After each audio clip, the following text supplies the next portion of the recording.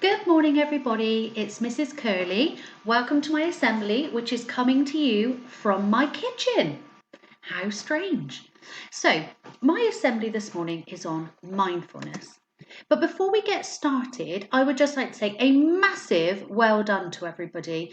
You have been amazing. This is week 4 of home learning already. We're halfway through term 3. It's gone by so quickly. All of us teachers have been talking about the amazing work that we've been seeing happening in school and being uploaded to Google Classroom from home. So well done, everyone. Keep up all the hard work. We're really, really proud of you. And don't forget, if you ever get stuck with anything, just contact your teachers. We're still here to help you. So, like I said, my assembly this morning is on mindfulness. I would like you to pause for a moment and just think about what mindfulness is. What do you already know about it? If you're in school, teachers, you could pause the video. If you're at home, children or parents and carers, pause the video now and just have a little think about what you already know about mindfulness. Okay, so you might have had a little time to think. Before we move on to thinking about what mindfulness is in more detail, I'd like you to reflect on the things on this slide.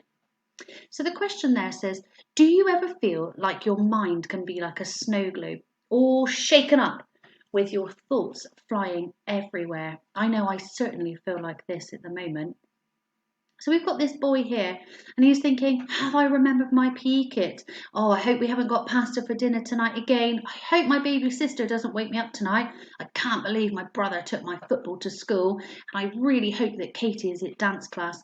This boy's got so many thoughts rushing through his mind at the moment. And it's completely understandable and completely normal if you feel like that too. I know I've always got a million things rushing through my mind. It's completely understandable because we all live really, really busy lives. But this snow globe effect of all these thoughts rushing around in our head can be very, very exhausting. It can make us feel really tired. And it's times like this when we should practice mindfulness. So, what is mindfulness?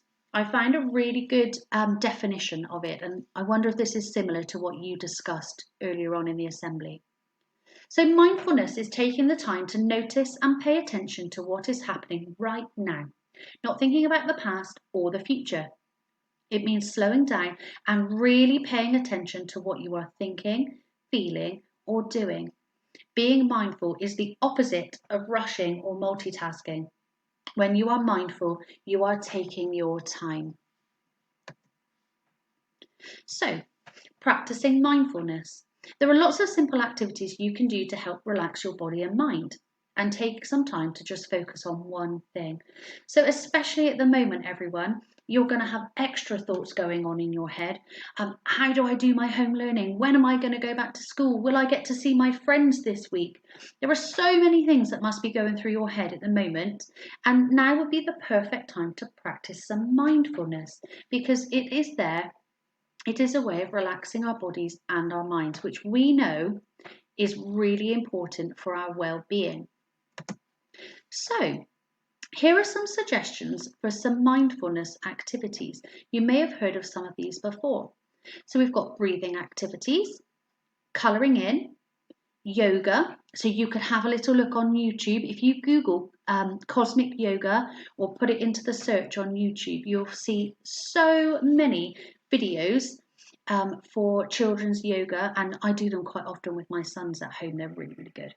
A squish and squeeze activity. So find something squishy around your house, like a pillow or a cuddly toy, or maybe like those stress balls that sometimes we have at home, maybe even a foam ball. And what you do is you squish and you squeeze as tightly as you can, and you don't think about anything else, just thinking about squishing and squeezing this object.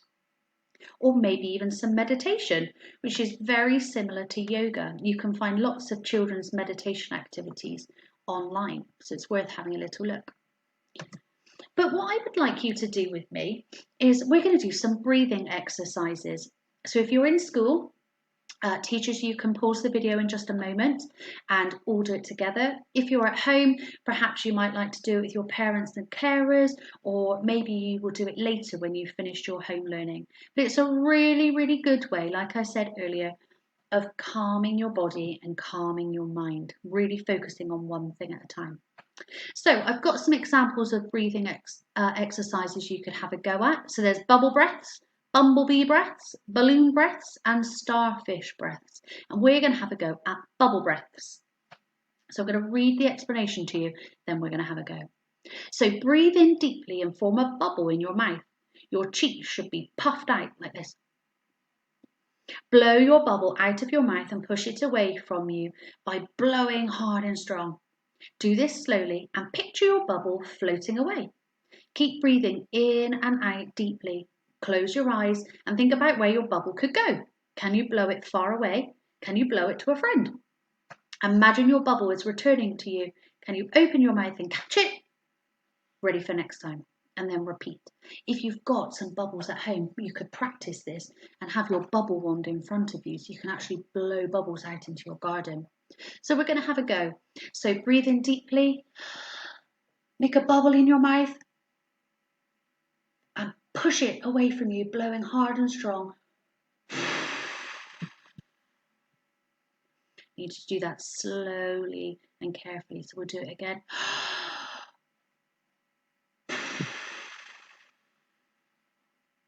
I'm imagining that I'm blowing my bubble all the way over next door to the fence. And you can just keep repeating that. So good luck, everybody. Enjoy the last few weeks of term. And don't forget, if you need any help with your home learning, your teachers and your LSAs are still here.